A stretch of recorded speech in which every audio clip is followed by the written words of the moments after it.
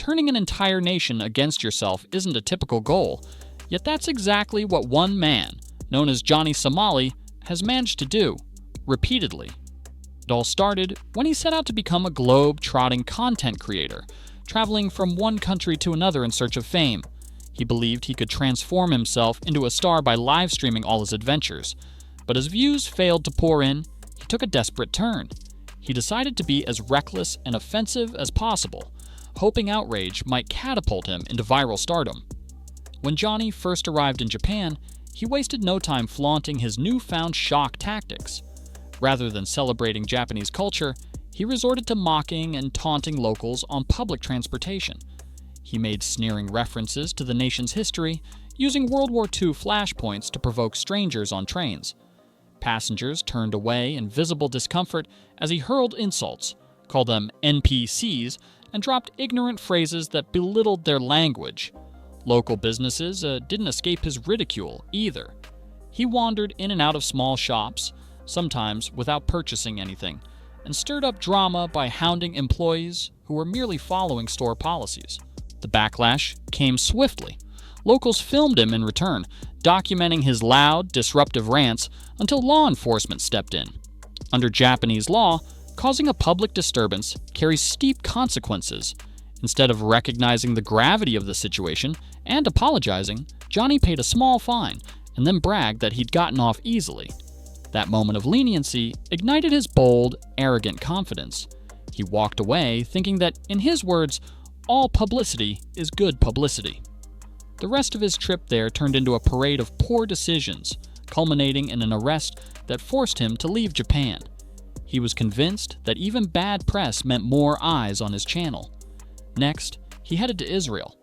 If people hoped his scare in Japan had made him more cautious, they were mistaken. He sank even lower by pulling uncomfortable stunts that shocked onlookers. In one live stream, he approached a minor with brazen flirting, ignoring moral lines and local laws.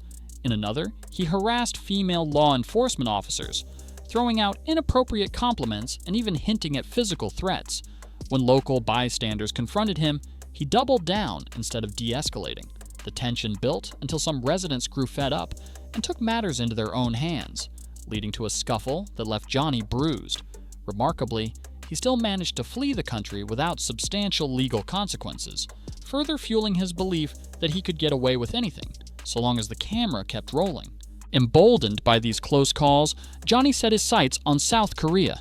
He arrived expecting to bait locals again, certain he'd drum up more outrageous content. On day one, he performed a bizarre dance in front of a statue dedicated to women victimized in wartime, displaying an appalling disregard for historical trauma. Locals who witnessed this were stunned by his flippant behavior. As if that wasn't enough, he then harassed an elderly convenience store employee, mocking them openly on camera when they asked him to respect the store's rules about consuming alcohol inside.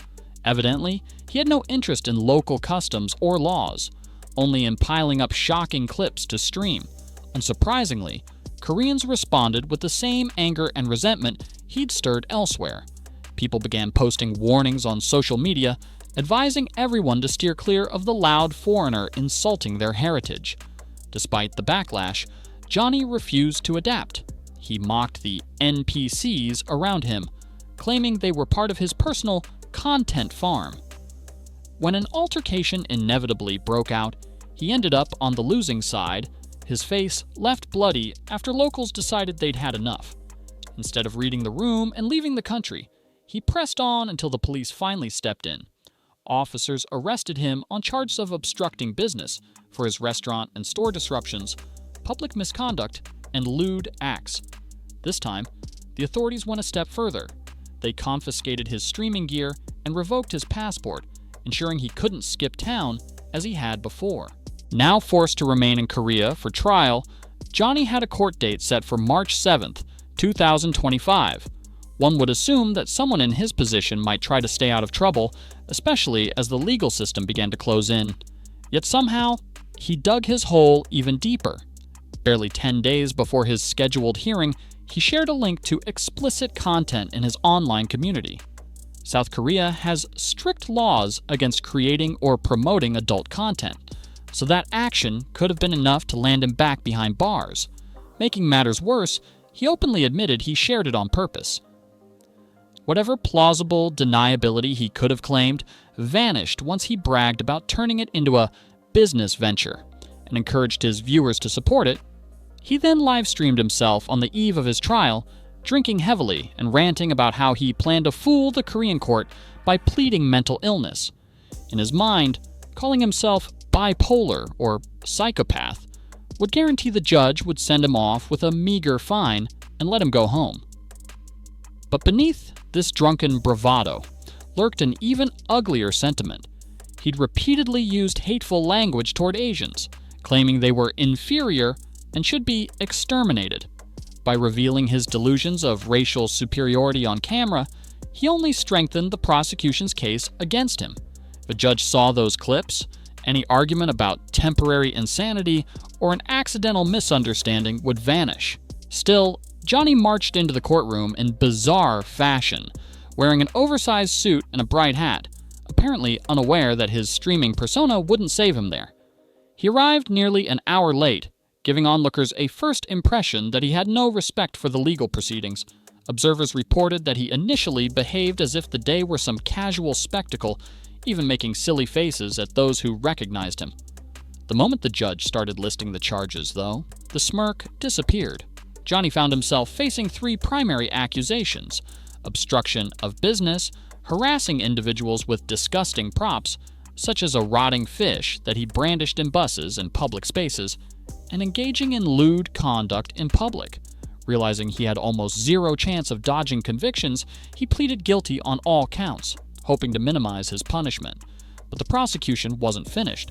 Right there in the courtroom, the judge announced a 4th charge that neither Johnny nor his lawyer saw coming, an additional legal bombshell that would make him a repeat offender after having already admitted guilt to 3 serious offenses. With the next hearing scheduled for April 9th, Johnny faced the real possibility of years in prison. And that wasn't even the end of it.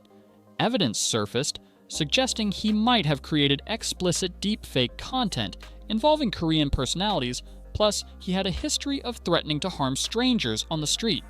Each of these issues could result in separate charges. At first, Johnny dismissed the entire trial as nothing more than spilling noodles and carrying a fishish, acting as though he was being persecuted for silly infractions.